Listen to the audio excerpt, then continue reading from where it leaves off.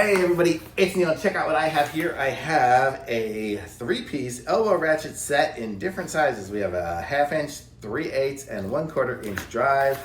And ta-da! This is what it looks like here. So let's just take this out of here and I'll show you what it is. Oh, how funny. It comes with a set of gloves too. I'm not sure who's going to use real gloves really when you're doing the ratcheting unless you're just trying to make it look pretty or something. But I am definitely not a glove person, but I am a ratchet person.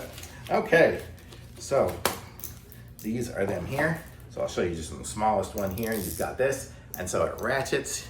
It's got a good ratchet, and it got a little bit locking. It'll lock into place, which is good, so you can kind of get it going if you're in a tight space there, or even if you want to get that U-design, get something from up above, you can do it with that.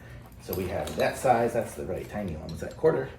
We have the 3/8, which looks like the standardish kind of one that I usually have.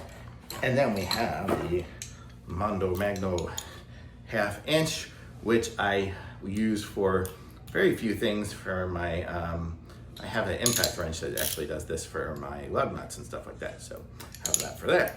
So, and it's got the good, tight, good clicking and everything it needs. And I'll show you it here in use in just a second. We'll just hook it up to some sockets and you'll see what I mean. But these are nice. Heavy, dude. It's heavy.